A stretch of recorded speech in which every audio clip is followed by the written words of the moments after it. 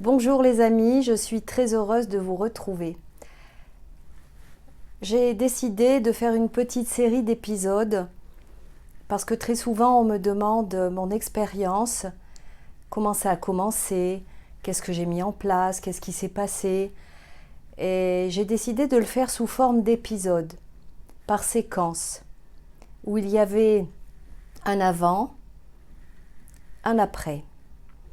Aujourd'hui, le premier épisode est dédié à l'avant, avant le syndrome. C'est juste pour comprendre que tout ça ne vient pas par hasard. Ce dérèglement du système nerveux central ne vient pas par hasard. C'est aussi parce que nous avons été des personnes avec un certain profil, avec des tendances, avec des modes de fonctionnement.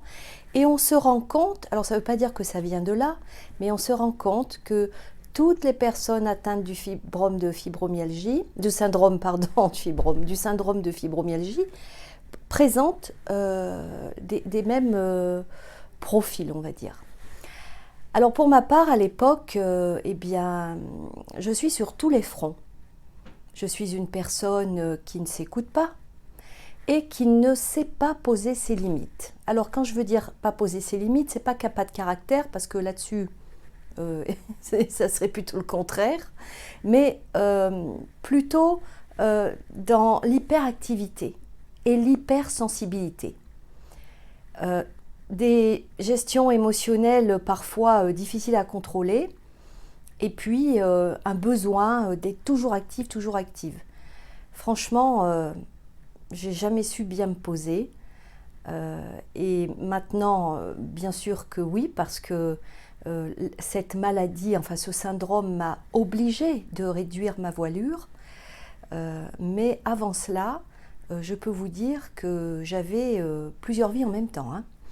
J'étais à la fois thérapeute, je recevais des patients, je coachais avec des ateliers de thérapie vocale et de chant des personnes que j'accompagnais pour mettre en place des concerts. Donc tout ça, c'était beaucoup d'organisation, de suivi de personnes ou de pédagogie.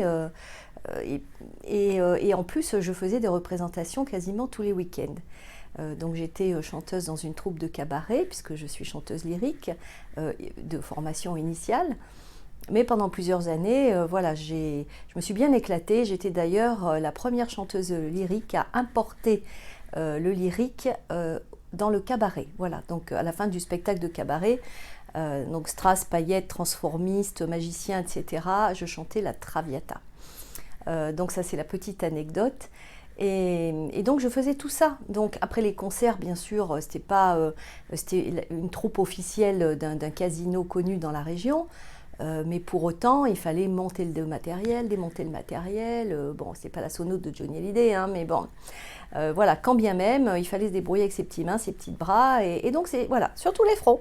Et après la semaine recommençait, puis entre-temps, on voyait les amis, on faisait plein de choses. Donc c'était presque surhumain, voilà, surhumain. Mais on constate que les personnes atteintes de ce syndrome, elles ont tendance à être hyperactives et hypersensibles. Voilà, elles ont ce profil-là, et donc du coup, elles ne comptent pas leur temps, et puis comme elles sont hyper empathiques, elles sont hyper dans tout finalement, vous voyez, hyperactives, hypersensibles, hyper empathes, alors voilà, donc du coup, toujours disponible pour les autres, toujours à l'écoute des autres, et peut-être pas assez à l'écoute de soi-même.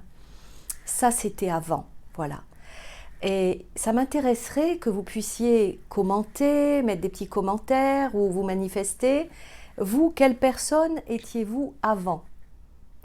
Est-ce que vous êtes passé de l'autre côté, c'est-à-dire que vous avez basculé, vous avez fermé votre chapitre et vous avez basculé dans l'après, ou est-ce que vous êtes toujours dans la même frénésie, etc.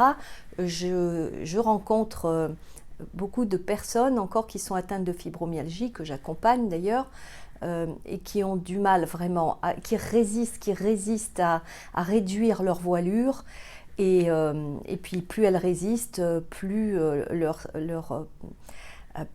état s'aggrave. Voilà. Donc je les accompagne pour qu'elles prennent conscience aussi qu'à un moment donné, faut lâcher sa garde et il faut passer à autre chose. Mais Ce n'est pas si facile que ça. Vous devez me comprendre et me suivre, hein. Voilà, donc n'hésitez pas à laisser vos commentaires, à me dire où vous en êtes vous. Est-ce que vous aviez un avant, un après? Quel était votre avant?